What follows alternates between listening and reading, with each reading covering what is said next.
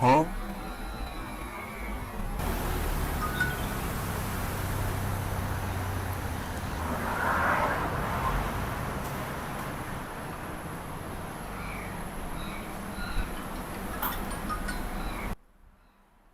Hello? အေးမင်းညာကိစ္စကိုငါအခုရှင်းခြင်းတယ် အေးငါအလုပ်ထက်ရောက်နေရလေအေးညကိစ္စနဲ့အိမ်ရောက်မှပြောလေအိမ်ရကိစ္စအိမ်မှာပြောပေါ့ ညီလေးဒီကောင်ဘယ်ဈေးလဲမသိ အမှဈေးကတ်ထားတယ်ဗျအခုဟုတ် ဘူးဟောအေး နင်းဆောက်ချိုးကိုလည်းနင်းကြည့်အောင် အေးနင်ဒီလောက်ကမယ်နင်တို့တစ်မျိုးလုံးတစ်ဆွေလုံးငါခေါ်တင်ကျွေးထားတာလေ ဘာမှမဆိုင်နိုင်လားမပြောနဲ့လေ ညီလေးအမကန်ရော အမကကိုမပြစ်မရှင်းမြင်မိတယ်ဗျအခုဟုတ်အေးနင်ငါအလုပ်ကိုလာမနှောက်ရှက်တော့နဲ့လေနင်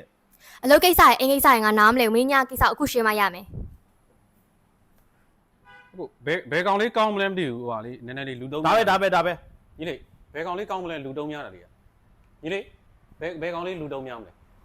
အကုန်ကောင်းတယ်ကိုကျွန်တော်တို့စီကပစ္စည်းတွေကဟုတ်ကဲ့ ဒီပါ